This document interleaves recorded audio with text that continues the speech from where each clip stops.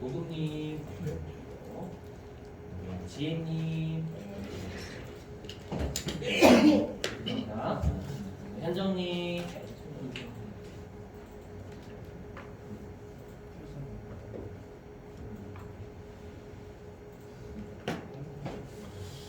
많이 하십니까? 네, 간만에 듣죠? 하루 만에. 자, 혹시 그 원서 접수는 아니고 혹시 가입 못하신 분 계신가요? 그 한국 세무사의 자격시험. 사진까지 넣어야 예, 사진까지 넣으셔야 돼요. 사진까지. 네. 혹시라도 어떻게 하는지 모르시겠으면 네이버가 있잖아요. 지식인.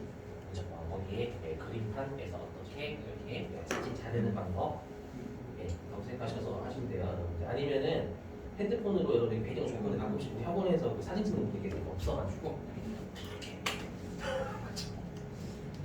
죄송해요. 조명 빨리 죽거든요. 여기다 딱 찍으시면 사람들 사진 없으시면 그렇게 하시면 돼요. 하시고 그리고 숙제 어저께 제가 조정한 거 보셨나요, 여러분들? 숙제 조정한 거 보셨어요? 다행이다.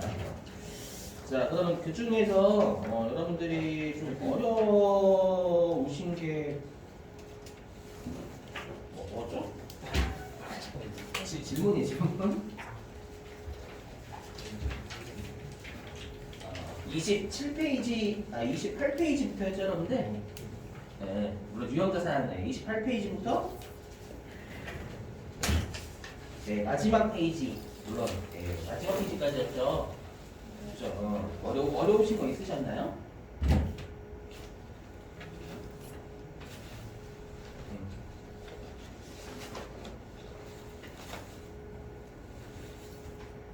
해답 보셨죠, 여러분들? 해답 보시고 이해 안 되시면 또 저한테 질문 주세요. 아마 제가 봤을 때 어려운 문제는 딱히 그렇게 없었을 거예요, 여러분들. 그날 배운 거 그날 숙제 내는 게 더 나은 거 같아요. 그렇죠. 그건 그런데 네, 맞아요. 그날 배웠던 거, 그날 숙제 내는 거 아닌 것 같은데. 또 이거는 4번은 잡지는 생각 안 했습니다. 네? 3번. 29페이지. 3번? 네, 사직에는. 그렇죠.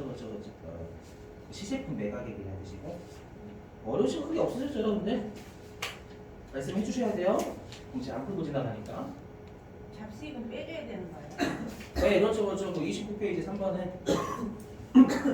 우리 그거랑 똑같대요. 우리 보시면 여러분 그 29페이지 3번 보시면 좀 헷갈리실 수 있겠다.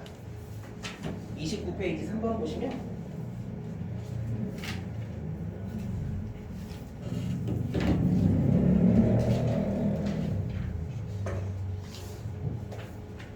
그 우리 예전에 혹시 기억나시나요? 우리 그 시제품 매각할 때 맞죠? 우리가 그 시험 상황 보시면 우리가 이게 걔랑 비슷한 문제예요. 29페이지 3번. 잘 출제되는 건 아닙니다. 29페이지 3번이 뭐냐면 그 우리가 시험 삼아 테스트하는 걸 시운전비라고 했죠, 여러분들. 기억나세요? 그 시운전을 하다 보면 가끔씩 정상적인 제품이 나오는 거 시제품이라 했었죠, 여러분들. 그걸 이제 매각을 해요. 그러니까 예를 들어서 시운전비로 100만 원 썼어요. 100만 원 썼는데 시제품이 나와서 20만 원에 팔았대요. 순수하게 시운전비로 80만 원 썼으니까 80만 원 더 했잖아요, 여러분들. 기억나시나요? 그럼 다시 29페이지 3번 보시면 내가 이제 토지를 구입해가지고 원래는 구입 5천만 원 했죠. 토지가 돼야 되겠죠? 그죠? 29페이지 3번. 유인문도 있으시죠? 3번. 그리고 구입 관련 법률 자문 비용 당연히 가산해야 되겠죠. 맞죠? 토지의 소유권 인정받기 위해서는 법률 자문 필수니까 300만 원. 그리고 토지 위에 구건물 철거 비용 이것도 가산해야죠. 토지를 사용하기 위해서 구건물 다 때려 부순 거니까. 이해되셨어요? 근데 때려 부셨는데 그 구건물 철거하면 여러분 철골 자재 같은 거 나오잖아요. 이해되시겠나요? 그 철골 자재를 팔아서 50만 원은 나왔다 그 뜻이에요. 그럼 내가 구건물 철거하기 위해서 순수하게 쓴 게 100만 원이죠. 150 썼는데 50만 원은 매각해서 벌었으니까 결론적으로 순수하게 100만 원 쓴 거예요. 이해되세요? 그거랑 똑같이 하시는 거예요. 순수하게 100만 원 썼으니까 100만 원을 가산하는 겁니다. 두 번째 점에 왼쪽하고 오른쪽이 여러분들 이해되시겠어요? 무슨 말인지? 그 뜻이 그때 150 썼지만 50만 원 처분했으니까 순수하게 100만 원 쓴 거나 부검을 철거하기 위해서 되시겠죠? 되돌립니다. 되돌림. 또 궁금하신 거 있으신 분? 좀 어려우셨던 거? 아마 어려우셨던 거 많이 없으실 건데?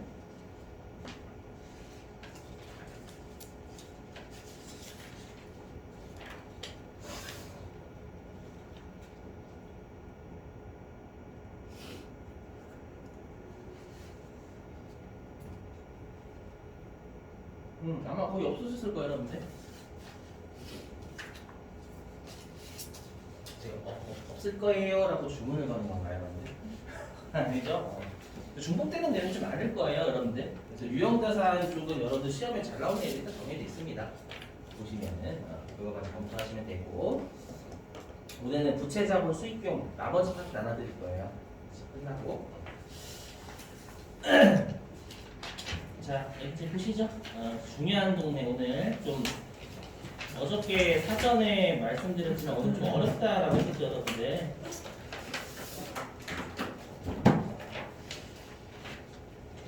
자, 어디 있냐면은 여기 퇴직 그리고 연금제도라는 거 할게요. 시험에 너무 잘 나요, 시험에. 여러분들 일상생활에서도 관련이 있고요. 시험하고도 관련이 있으니까 잘 보시고 암기를 부탁해 드릴게요. 보시죠. 회계 1급에서 처음 배우신 내용입니다. 자, 퇴직연금제도는 뭐냐면 여러분들 일반적으로 우리가 퇴직금은 어디에서 주죠? 회사가 일반적으로 우리가 생각하기에는 직접 주잖아요. 맞죠? 그럼 그거에 치명적인 문제점이 있어요. 내가 만약에 회사가 삼성전자다. 내가 삼성전자에 근무하다 퇴사했다. 나도 퇴직금을 뛸 염려가 없죠, 여러분들. 무슨 말인지 이해되세요? 그러니까 좀 우량한 회사면 퇴직금을 제때 받을 수 있을 거란 말이에요. 맞죠? 우리가 퇴직금을 받아야 되는 이유가 노후 생활도 보장하고 내가 새로운 직장을 알아보기 위해서 돈이 필요하잖아요, 여러분들. 맞죠? 근데 옛날에 문제점이 뭐냐? 퇴직금을 만약에 우량한 회사가 아니라 좀 뭐라고 해야 재무적으로 안 좋거나 막 손실이 나는 회사예요. 맞죠? 그래서 그 회사가 망하면 퇴직금을 못 받는 거잖아요, 여러분들. 맞죠? 못 받으면 그게 되게 치명적이란 말이에요. 이해되시겠어요? 그래서 우리가 퇴직연금제도라는 게 들어왔는데 퇴직연금제도는 뭐냐면요. 우량한 회사든 좀 이상한 회사든 자기 회사가 망하지 않았을 때 퇴직금을 외부의 금융기관에 적립을 하는 거예요. 퇴직금. 되시겠어요? 퇴직금을 외부에 적립을 하게 되면 그 퇴직금은 회사에 있는 게 아니라 거의 은행 계좌에 있는 거잖아요. 되시겠죠? 은행 계좌에 있는 퇴직금은 회사가 마음대로 인출 안 됩니다. 인출했다가 여러분 잡혀갑니다. 잡혀가요. 아시죠? 징역 살거나 벌금 내거나 그러기 때문에 마음대로 인출 못해요. 아시죠? 계속 쌓아두는 겁니다. 그리고 이제 그 종업원이 퇴사를 하게 되면 퇴직금이 어디에서 나가냐면 은행에서 나가요. 은행이기 때문에. 아시죠? 우리가 선진국의 은행은 일반적으로 여러분들 뭐 러시아 같지 않은 이상 막 잘 나가겠죠. 맞죠? 그래서 선진국의 은행은 망할 가능성이 거의 없어요. 그렇죠? 안정적으로 퇴직금을 회사가 망하더라도 퇴직금은 어디에 있는 거예요? 은행에 있으니까. 맞죠? 은행에서 안정적으로 퇴직금을 보장받는 장점이 있겠죠, 여러분들. 맞죠?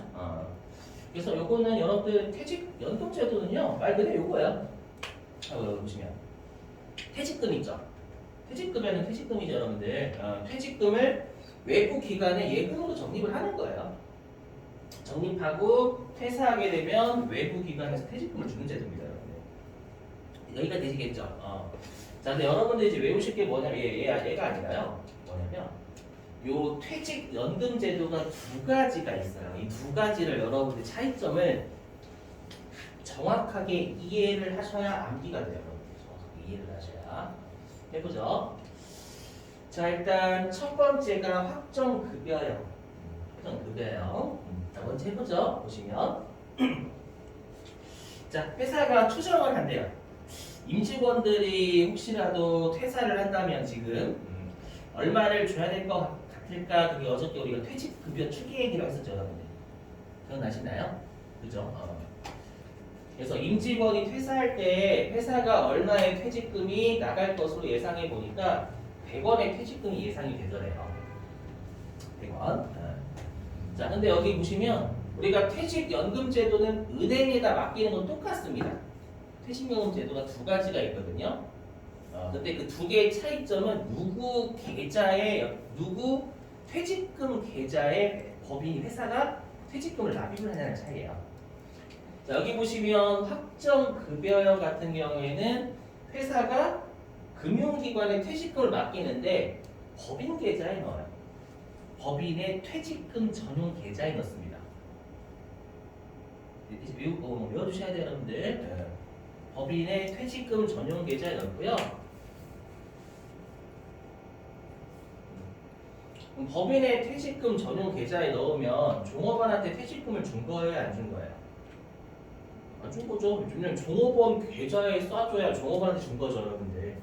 맞죠? 종업원 단지 퇴사하기 전까지는 못 찾아줄 건 퇴직금을 준 거 맞아요. 종업원 계좌에 쏘게 되면. 이해되시겠어요? 근데 법인이 자신의 계좌에 이거 쏜 거니까 이건 지급한 게 아니라 퇴직금을 준 게 아니라 예금한 거예요, 예금. 맞죠? 물론 이 법인 계좌에 있는 퇴직금은 절대 인출 못해요. 막아놨어요. 아시죠? 은행이 관리를 하기 때문에. 그래서 얘는 계정 과목이 예금한 것이에요, 예금. 아셨죠? 법인이 지 계좌에 예금하는 겁니다. 되시겠죠? 그럼 예금한 거면 자산이에요, 비용이에요? 자산이죠, 여러분들. 맞죠? 그래서 나중에 할 거지만 요 예금은 자산 처리합니다. 알겠죠? 확정급여형에서는 법인이 자신의 퇴직금 전용 계좌에 넣은 거기 때문에 예금한 컨셉이지 종업원한테 퇴직금을 준 개념이 아니에요. 무슨 말인지 이해되시겠어요? 그래서 이렇게 법인이 자신의 계좌에 나중에 100원을 불입했다라고 자산 처리합니다. 아주 외우시고 그럼 여전히 추계액은 살아있겠죠? 아직 퇴직금 안 준 거니까 여러분들. 자, 근데 여러분들 국민연금 같은 거 내시죠? 국민연금 같은 거 되면 국민연금이 가만히 묵혀둘까요? 여러분들 투자할까요? 투자합니다. 맞죠? 주식시장에 투자, 미국 주식도 사고, 채권도 사고, 부동산도 사고, 이렇게 운용을 해요, 여러분들. 되셨어요? 마찬가지예요. 뭐냐면 이 퇴직연금 제도도 금융기관이 자신들이 묵혀두는 게 아니에요. 운영을 합니다. 그래서 실제 법인은 우리 회사의 퇴직금을 잘 불려주는 은행을 선택을 할 수 있어요. 아시죠? 예를 들면 국민은행이 잘 굴리더라 국민은행 넣으면 되는 거고 KB 쪽이 잘하더라 그럼 KB 넣으시면 되는 거고 되시겠죠? 자, 그래서 금융기관이 예를 들어가지고 이 100원을 잘 굴려가지고 운용 수익을 20원을 냈대요. 그러면 법인 계좌에 얼마가 들어가 있어요, 여러분들? 그죠? 120원 들어가 있는 거죠. 근데 나중에 종업원이 퇴사한대요. 퇴사하면 120원 줘요? 아니요, 100원을 안 줬잖아요, 여러분들. 안 줬기 때문에 법인은 그냥 퇴직금 100원만 주면 되는 거예요. 되시겠죠? 근데 반대 상황도 있겠죠. 금융기관이 손실을 본 경우. 그죠? 그래서 여기 반대로 손실을 20원 받대요. 법인 계좌에 이제 얼마 들어가 있는 거예요? 80원 들어가 있는 거죠. 근데 종업원이 저 퇴사할게요 라고 하면 얼마를 줘야 돼요? 100원을 줘야 돼요, 여러분들. 맞죠? 100원을 줘야 되는데 법인 계좌에 80원밖에 없죠. 법인은 새롭게 예금 20원 다시 해야 되는 거예요. 그래야 100원이 맞춰지는 거잖아요. 이해되시겠어요? 무슨 말인지? 네. 그래서 얘는 자산. 그러면 이 확정급여형 같은 경우에는 운용의 책임이 누구한테 있어요? 법인한테 있어요? 종업원한테 있어요? 운용하는 책임이. 법인한테 있죠. 법인이 잘 굴리면 지가 먹는 거고 법인이 잘못 굴리면 새롭게 예금을 다시 해야 되는 거잖아요. 이해되시겠어요? 그래서 우리가 확정급여형은 법인이 책임을 진다라고 불러요. 그럼 왜 확정급여형이라고 부르냐? 이건 전부 다 용어 자체가요. 종업원 입장에서예요. 종업원 입장에서 받을 퇴직금이 정해져 있잖아요.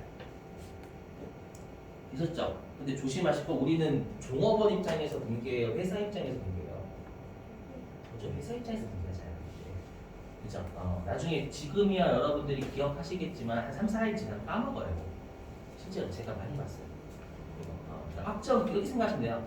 학점 급여는 종업원이 받을 퇴직금이 정해져 있어요. 그럼 여러분들 회사 입장 생각하신단 말이에요. 왜 종업원이 받을 퇴직금이 정해져 있냐? 회사가 안 줬으니까. 그럼 안 줬다는 건 뭐예요? 지계좌에 법인 계좌에 넣었으니까 종업원 계좌에 안 줬기 때문에 종업원이 받을 퇴직금이 정해져 있는 거예요. 근데. 아시죠? 그럼 법인 입장에선 자기 계좌에 넣었으니까 자산 처리해야죠, 여러분들. 이렇게 생각을 돌리셔야 돼요. 되시겠어요? 한번 잘 고민해 보시고. 자, 그 다음에 이제 확정 기여요. 기여가 여러분들 뭐냐면 이거는 이렇게 생각하세요. 종업원 입장에서 네가 받을 퇴직금이 정해져 있는 게 아니라 네가 굴린 것만큼 받아간다는 뜻입니다. 종업원 네가 굴린 것만큼 받아간다 이 뜻이에요. 그 말은 뭐냐면 종업원 계좌가 왔다 갔다 하니까 변하겠죠. 자, 한번 해볼게요. 보시면 그림이 똑같은데 얘가 달라요. 여기는 개인 계좌예요. 그래서 개인은 누구냐면 임직원 얘기하는 겁니다, 여러분들. 자, 임직원이 퇴사할 때 100원의 퇴직금이 추정이 되더래요. 아시죠? 그래서 법인이 이제 기여형 같은 경우에는 누구한테 넣냐면 개인 퇴직금 계좌에 넣어요. 이거 법인이 지계좌에 예금하는 거예요. 종업원 계좌에 쏘는 거니까 지급하는 거야. 지급하는 거예요, 여러분들. 이거 지급이야, 예금이 아니야. 이해되시죠? 법인 입장에서는 자신의 계좌에 넣는 게 아니라 이번에는 종업원 계좌에 퇴직금을 주고 있는 거예요. 종업원이 못 찾는 거지 여러분들 준 거 맞잖아요. 이해되시겠어요? 그렇기 때문에 기여형은 추계액이 없어요. 없겠죠, 여러분들? 이미 줬으니까 종업원 계좌 줬기 때문에. 그렇죠? 그럼 지금이니까 회사 입장에서는 계정 과목의 성격이 뭘까요? 자산, 부채, 자본, 수익, 비용 중. 비용. 그럼 우리가 이미 배웠죠. 퇴직금을 비용 처리하는 계정 과목이 퇴직금이었어요. 그래야 되겠죠, 여러분들. 이렇게 되셨어요? 그래서 추계액은 없어요. 얘네는 없습니다. 줬기 때문에.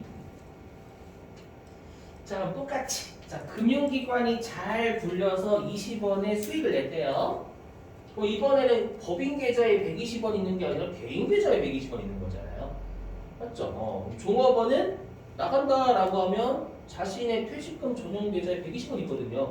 초점하면 돼요, 근데 자신 계좌에 있으니까. 맞죠? 이해되시겠어요? 자, 반대로 손실 낼 수 있겠죠.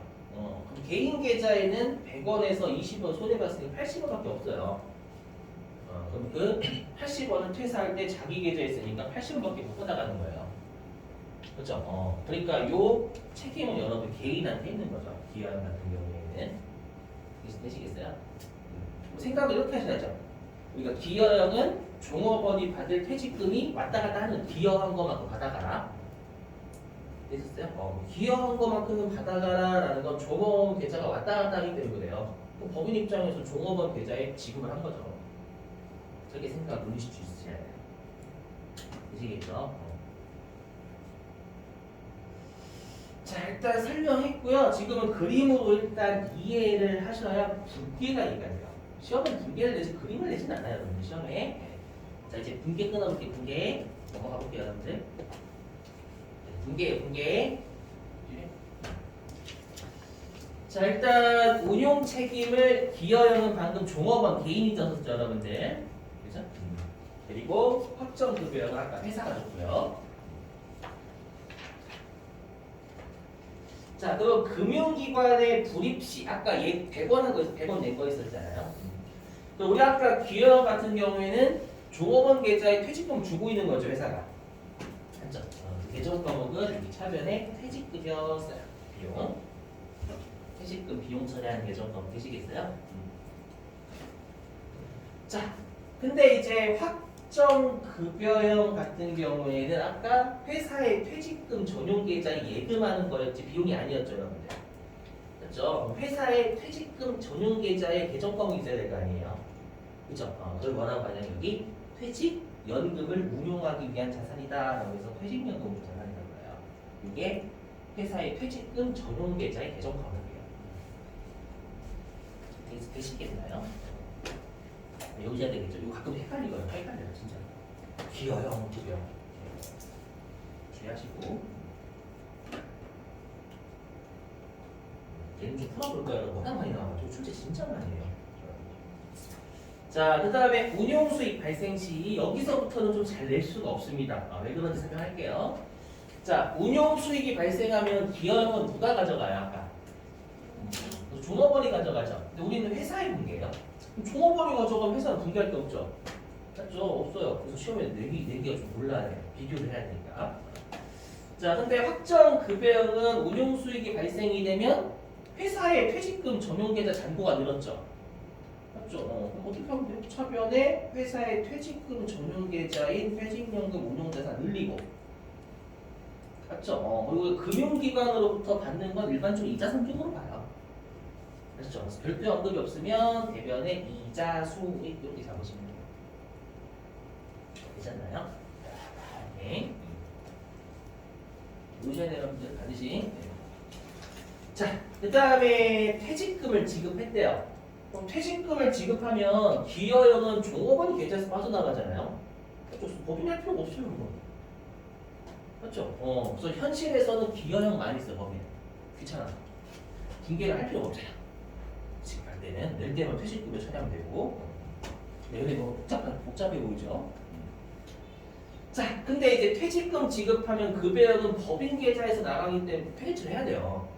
맞죠? 그럼 우리 아까 사회단 여기 120원 있었잖아요. 이 중에서 100원을 주면 여기에서 나가겠죠, 근데. 되시겠어요? 그래서 대변에 퇴직, 연금, 운용, 자산이 줍니다. 여기에서 나가는 거예요. 잔고가 줄어야죠. 응? 이해되세요? 120원 있었다가 100원 지급하면 회사에 퇴직금 종목 계좌에서 100원이 나가야죠, 감소. 그죠? 그 다음에 차변에 뭐 정량? 그럼 이제 얘는 급여형은 지급할 때 이제 충격이 없어지는 거죠. 추정해서 계산했는데 줬으면 어저께 퇴직급여 충당부채 땄잖아요, 여러분들. 이거 똑같아요. 차변에 퇴직급여 충당부채를 깝니다. 아셨죠? 회사는 왜냐하면 매년 말 추정해서 퇴직급여 충당부채 잡잖아요, 어저께. 그 때문에 퇴직급여로 처리하는 게 아니라 퇴직급여 충당부채부터 먼저 상기하는 거예요. 되셨나요? 꼭 외워주셔야 돼요. 자, 관련된 문제 좀 풀어볼게요, 여러분들. 이거 너무 많이 나와가지고 어디 있냐?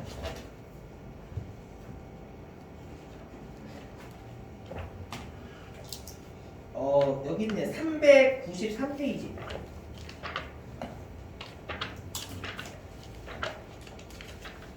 네, 393페이지.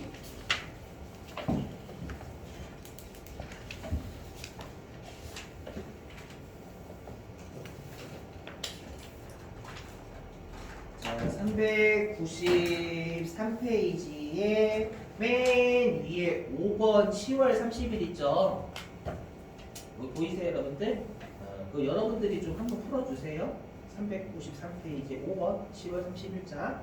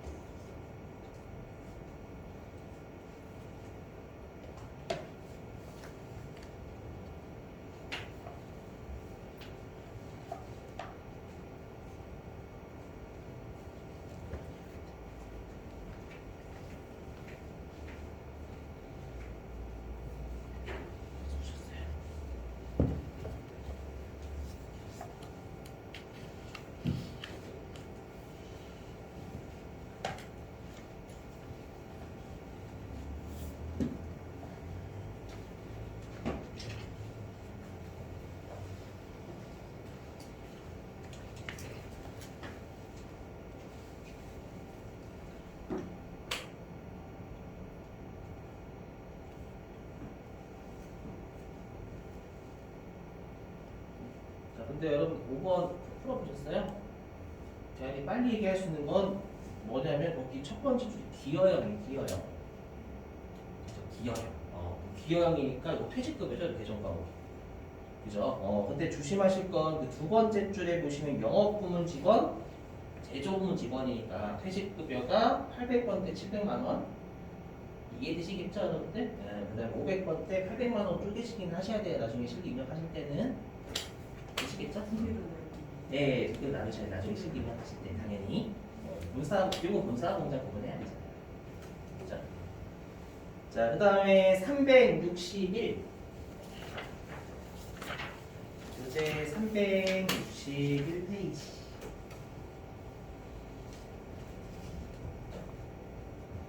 오번 교재 361페이지 5번.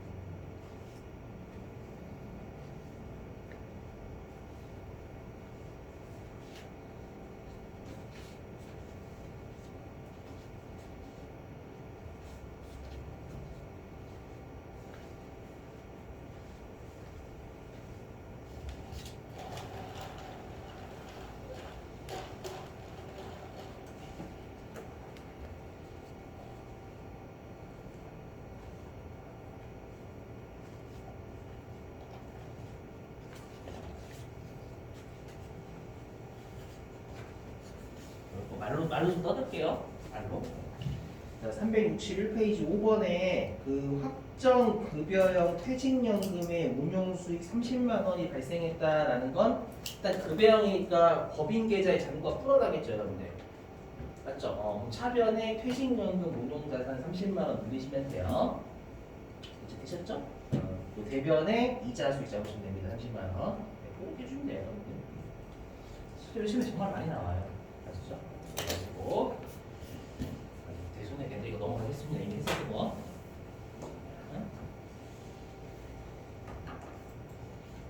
자, 이제 자본인데요.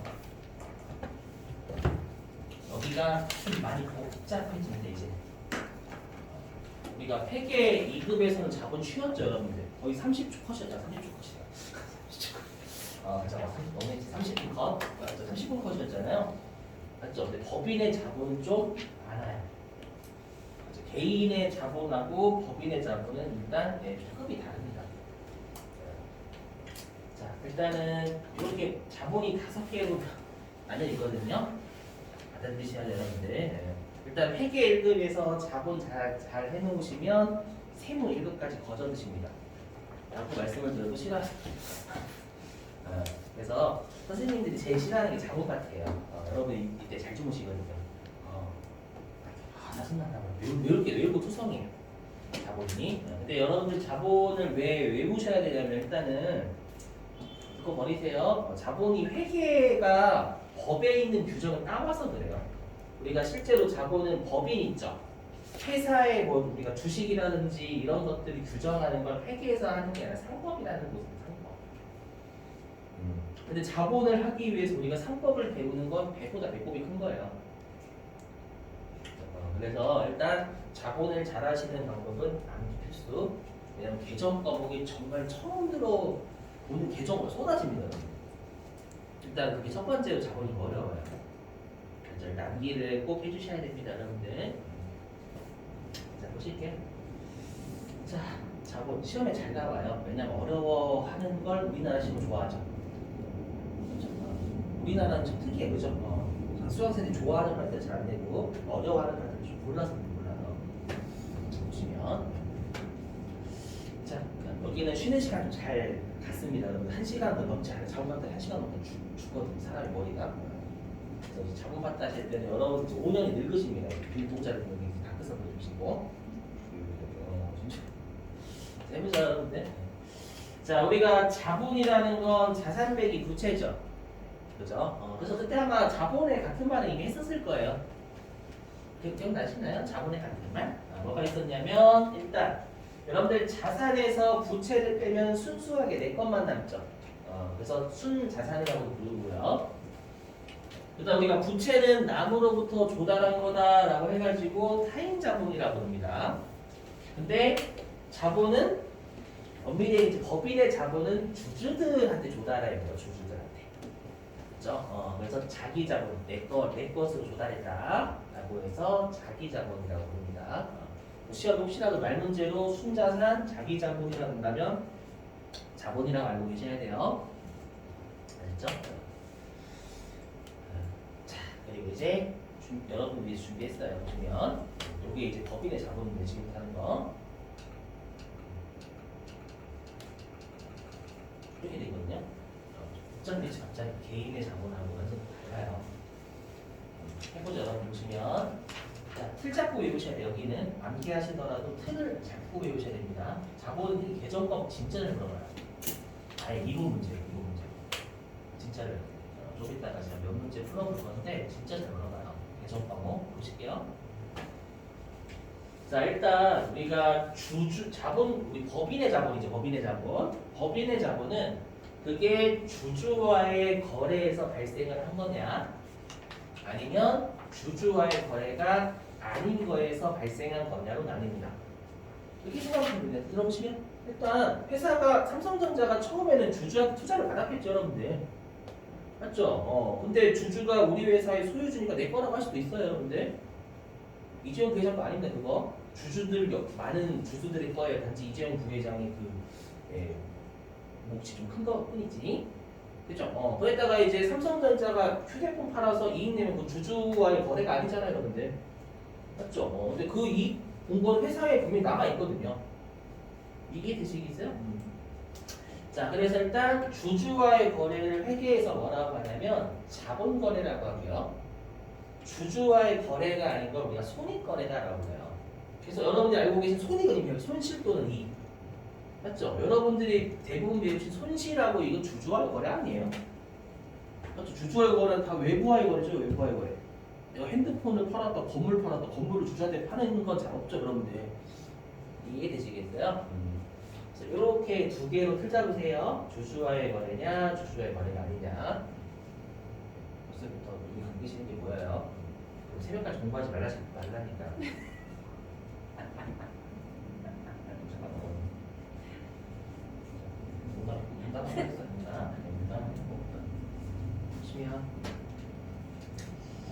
자, 그럼 자본거래 어떻게 나누냐면 일단 첫 번째 자본금이라는 게 있어요. 근데 여러분들이 개인 기업에서 배우신 자본금은 그냥 편의점 사는 거잖아요, 전부 다. 아시죠? 근데 법인 기업 있죠, 법인 기업. 법인 기업에서의 자본금은 뭐라고 되어 있냐면 주주가 납입이라는 건 냈다라는 거예요, 여러분들. 주주가 납입했고요. 그 다음에 이건 단순 암기예요. 이거 이해사항이 아니라 왜 상법에서 자본금을 정해놓고 있어요. 자본금은 반드시 이렇게 해라고 정해져 있기 때문에 이거는 이건 암기사항이 이해사항이 아닙니다. 뭐라고 되어 있죠? 이렇게 되어 있어요. 상법에서 법정자본금 법에서 정했다 그 뜻입니다. 자본금은 이렇게 구하래요. 발행 주식수에다가 한 주당 액면 금액을 곱해서 계산을 하라라고 되어 있습니다. 암기사항입니다. 왜 중요하냐면 액면금액 쓰는 게 너무 중요하거든요. 자본금. 우리 액면금액 쓰는 게 또 하나 누가 있었죠? 저게 무조건 액면금액 쓰는 거. 네? 사채? 사채 또 외우시고. 자, 자본금도 액면금액 써요. 근데 우리가 사채에서의 액면금액은 만기에 상환할 금액이었죠. 그렇죠? 근데 우리가 주식의 액면금액 뭔지 알고 있는데 주식의 표면에 적혀져 있는 걸 액면금액이라고 불러요. 이게 FM이에요. 제대로 된. 근데 우리는 어떻게든 시험 대비잖아요. 시험 대비니까 우리는 어떻게든 서류가 안 되죠. 합격은 안 되잖아요, 여러분들. 그래서 원래는 주식의 표면에 적혀져 있는 금액을 액면금액이라고 불러요. 아셨죠? 하지만 시험 대비 목적상은 이게 가장 좋습니다. 뭐냐면 회사가 처음 설립되었을 때 한 주당 금액이다라고 생각하셔도 무난해요. 회사가 처음 설립이 됐을 때 한 주당 주식의 금액. 아셨죠? 그래서 예를 들면 삼성전자의 액면가가 지금 100원이거든요. 여러분들. 그냥 삼성전자는 한 주당 100원으로 설립되었다라고 생각하시면 됩니다. 근데 지금은 7만 원에 거래가 되죠, 여러분들. 되시겠어요? 그래서 무조건 액면 금액 써라라고 되어 있어요. 왜 그런지는 곧 이상한 짓 하면서 설명할게요. 저거 성대모사 하면서 설명할 거고. 성대모사 좀 이상해요, 여러분들. 개그를 위해서 하는 거니까 양해 좀 부탁드리고. 되셨죠? 보시고. 그럼 여러분들 자본금은 액면 금액이 고정이겠죠, 일반적으로. 회사가 처음 설립되었을 때 금액이니까. 그렇죠? 그래서 자본금은 이 주식수에 따라서 움직여요. 그건 알고 계셔야 돼요, 여러분들. 자, 그 다음에 가끔씩 시험에 이렇게도 나와요. 뭐냐면 혹시 여러분들 그 주식이 두 가지가 있는 거 알고 계신가요, 혹시요? 보통주라는 주식이 있고요, 우선주라는 주식이 있어요. 뭐냐면 우리가 일반적으로 주식을 가지고 있으면 그 지분율이라고 좀 부르죠. 지분. 아니에요. 우리 만약에 그 회사의 주식이 100만 주인데 내가 10만 주 가지고 있으면 지분율이 10%다라고 하거든요. 아셨죠? 지분율만큼 내가 뭐라고 권한이 있는 거예요. 회사에서 나의 의견을 펼칠 권한. 그럼 우리가 뭐라고 하냐면 의결권이라고. 의결권. 아셨죠? 이 의결권이 있는 주식을 우리가 보통주라고 해요. 보통주. 아셨죠? 그럼 우선주는 뭐냐? 의결권이 없어요. 내가 우선주를 100만 주 가지고 있다 다 없습니다. 이거 의견이 없어요. 그 대신에 뭐를 받냐면 배당을 좀 많이 받습니다. 배당을 보통주보다 일찍 좀 많이 이렇게 받아요. 아시죠? 그런 거 우리가 우선주라고 합니다. 그러면 보통주가 비쌀까요? 우선주가 비쌀까요? 보통주가 비싸죠. 권한이 센데 우선주는 권한이 없어요. 배당만 먼저 받는 거예요. 배당만 좀 높은 금액이고. 그래서 실제로 어떤 회사가 우선주가 있는 회사는 좀 시가총액이 큰 놈들입니다. 현대차, 삼성 이런 데 좀 우선주 있는 회사 거의 없어요, 여러분들. 시총이 좀 큰 회사들이 우선주가 있습니다. 아무튼 그래서 이거는 말문제 대비하시고, 그래서 우리 자본금은 보통주 자본금과 우선주 자본금으로 구분한다라고 되어 있습니다. 회사가 우선주를 발행할 수도 있는 거잖아요. 말문제만 대비하시고, 아셨죠? 자, 그 두 번째 여기만 하고 쉴게요. 여러분들 좀만 버티세요. 여기 다 하고 쉴게요. 여기 다 하고. 자, 일단은 자본잉여금. 이게 뭐냐면 외우셔야 돼요. 시험에 다음 중 자본잉여금에 속하지 않는 것을 이거 진짜 잘 됩니다. 말문제로. 아셨죠? 그래서 일단 이 자본잉여금 뭐냐면 주주와의 거래에서 이익을 냈을 때 자본잉여금이 다 속해요. 그렇게 해주시면 주주와의 거래에서 자본을 증가시킨다고 되어 있잖아요. 그냥 이 주주와의 거래에서 이익이다 그 뜻이에요. 아시죠? 그래서 주주와의 거래에서 이익이 나면 그건 자본잉여금에 속하는 계정 과목이다라고 외우시면 됩니다. 딱 세 가지 외우실 거거든요. 세 가지. 그 세 가지가 전부 다 주주와의 거래에서 이익 나는 놈들입니다.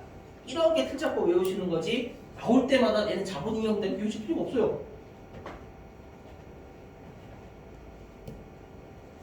저 혼자 신난가요? 저 혼자 신나는데 아셨죠? 외우시고 자본잉여금에 속하는 계정 과목 이제 보실 거예요. 그다음에 세 번째 자본조정. 자본조정은 주주와의 거래 중 기타 항목입니다. 기타 말 그대로. 자본거래에 해당하나 하니까 주주와의 거래는 맞다는 얘기예요. 되셨어요? 주주와의 거래는 맞는데 자본금 이 말은 법에서 정한 것도 아니다 그 뜻입니다. 그리고 자본잉여금 주주와의 거래에서 이익이다 그 뜻이잖아요, 여러분들. 그걸로 분류할 수 없대요. 자, 주주와의 거래에서 자본금도 아니고 자본잉여금도 아니고 다 자본 조정으로 들어간다는 얘기잖아요. 그래서 자본주도 시험을 잘 내요. 시험에. 아셨죠? 얘는 뜻이 그냥 있다 봅니다. 아셨죠? 자, 그 다음에 이제 손익거래 두 가지 보시면 자, 기타 부가 손익 누계. 이게 뭐냐면, 자, 들어보실게요. 여러분들 이거 제가 해볼게요.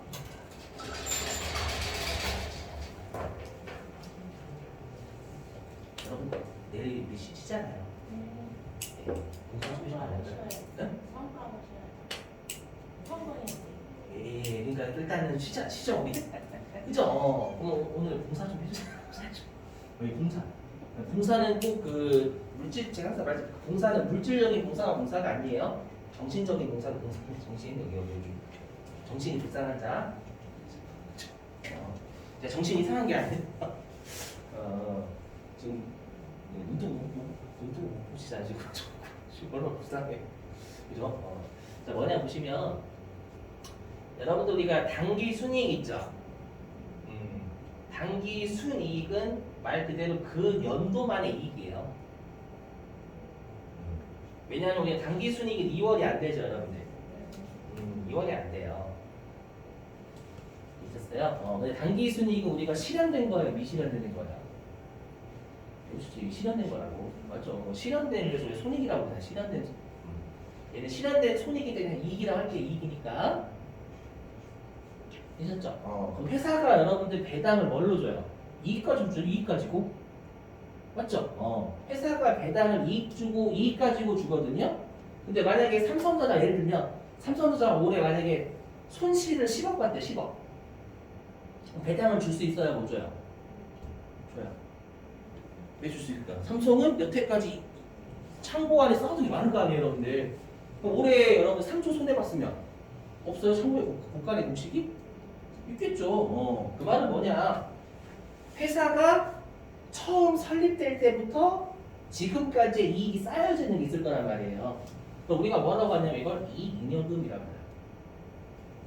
잉여금이 여러분들 회계에서 쌓여져 있다 그 뜻이거든요.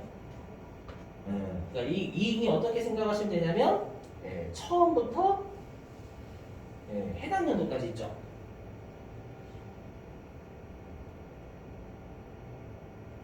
같이 이익의 누적이에요, 누적. 그래서 이익하고 이익잉여금은 다른 말이에요. 그죠? 이익은 그 년도만 내가 벌어들인 거. 맞죠? 순수하게 벌어들인 거. 이익잉여금은 처음부터 해당 올해 연도까지 벌어들인 이익의 총 누적이에요. 다른 용어예요, 여러분들. 네, 되셨어요?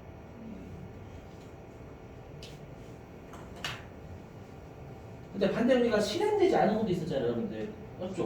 우리가 실제로 뭔가 여러분들 기말에 시가가 오르락 내리락 할 때, 맞죠? 일반적으로 걔네들은 실현된 거 아니죠? 팔아야 실현된 거였잖아요, 근데. 맞죠? 그런 애들이 들어오는 거 우리가 기타 포괄 손익 누계액이라고 불러요. 이해가 딱 담기 사항이에요. 왜냐면 우리가 실현되지 않은 놈들이 계속 누적돼 있을 거잖아요, 여러분들. 맞죠? 걔네들은 우리가 이익잉여금을 못 집어넣는단 말이에요. 실현된 게 아니니까. 아셨죠? 그래서 여기 미실현된 손익이 들어오는 곳이고 기타 포괄 손익. 말 그대로 기타 포괄 손익이 미실현된 손익이다 그 뜻이에요. 만들어 놓은 겁니다. 만들어 놓은 거. 아셨죠? 기타 포괄 손익 누계액은 미실현된 애들이 쌓여져 있는 곳이다 라고 생각하시면 됩니다. 아시죠? 얘가 원칙이에요. 원칙이. 단기효에 좀 이상한 변태죠. 변태. 얘는 실현된 것도 아닌데 그냥 곧 팔 거니까 실현된 것처럼 봤었잖아요. 평가 이익이랑 평가 손실. 그죠? 자, 이제 마지막. 점점 시간 드릴게요, 여러분들. 자, 이익잉여 이미 했어요. 여기 나와 있죠, 여기 기업의 영업 활동에 의한 이익인데. 그럼 이렇게 하면 당기순이익이죠. 여기 좀 축적된. 됐어요? 그러다 보니까 당기순이익은 최종적으로 이익잉여금으로 꽂힌다라는 걸 외워야 돼요. 아셨죠?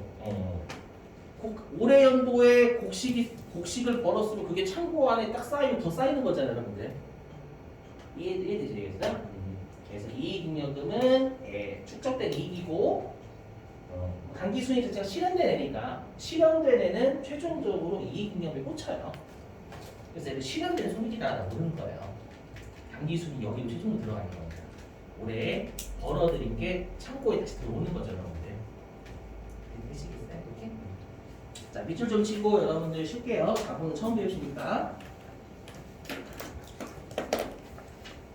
자, 어디냐면 55페이지.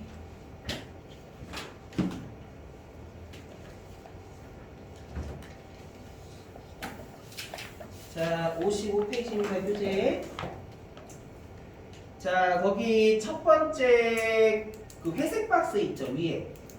네, 회색 박스에 자본에 밑줄 치시고, 회색 박스 맨 위에 자본에 밑줄 치시고, 거기 순자산의 밑줄. 보이시죠, 여러분들? 그리고 흰색 박스에 거기 어딨냐? 자본 가로치고 자기 자본 보이시나요, 여러분들?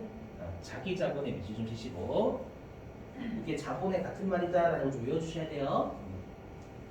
자, 그 다음에 동그라미 2번. 자, 밑줄 좀요. 자본금은 법정자본금으로. 법정자본금은 법에서 정했다라는 뜻이 아니냐? 법정자본금으로 보통주 자본금과 우선주 자본금으로 구분하여 표시한다. 밑줄 치시고요. 자, 이제 맨 아래에 여러분들 첫 번째 구분의 자본금 보이세요? 자본금? 맨 아래 표. 그 자본금. 자, 첫 번째 점의 별표입니다. 자본금의 첫 번째 별표. 어디에 별표냐면 거기 한 주당 액면금액의 밑줄입니다. 이게 핵심이에요. 자본금은 무조건 한 주당 액면금을 쓴다는 거 반드시 유셔야 됩니다, 여러분들. 꼭. 자, 그 다음에 두 번째 구분의 자본잉여금 있죠. 자본잉여금은요, 거기 중간서부터 밑줄, 첫 번째 점 중간서부터 주주와의 거래에서 발생하는 잉여금. 그러니까 주주와의 거래에서 발생한 이익은 자본잉여금이에요. 주주와의 거래가 아닌 거래에서 발생한 건 단기순이익이라고 부르는 거예요, 여러분들. 되시겠어요? 자, 그 다음에 세 번째 구분의 자본조정. 자, 얘는 첫 번째 점 다 밑줄 좀 쳐주실래요? 자, 주주와의 자본거래에 해당하나 자본금과 자본잉여금으로 분류할 수 없는 항목이라는 걸 하시고 항목으로 임시적인 성격에 해당하는 계정. 자, 그 다음에 기타 포괄 손익 누계액 있죠, 여러분들. 기타 포괄 손익 누계액은 첫 번째 점에 거기 미실현 보유 손익의 밑줄입니다. 미실현 대 손익이라는 뜻이에요, 여러분들. 자, 그 다음에 이제 다섯 번째 칸에 이익잉여금 있죠. 자, 이익잉여금. 자, 다 밑줄 좀씩 첫 번째 점. 손익 거래, 주주와의 거래가 아니다 그 뜻입니다. 손익 거래에서 발생한 단기 순손익을 원천으로 하는 잉여금. 그러니까 주주와의 거래가 아닌 단기 순이익이 최종적으로 이익잉여금을 하는 그 뜻입니다, 여러분들. 되셨죠? 자, 일단 10분 쉴게요. 자, 10분 쉬었다가 우리 2시에 시작하겠습니다. 안녕히 주무세요. 깨워드릴게요. 주무시고.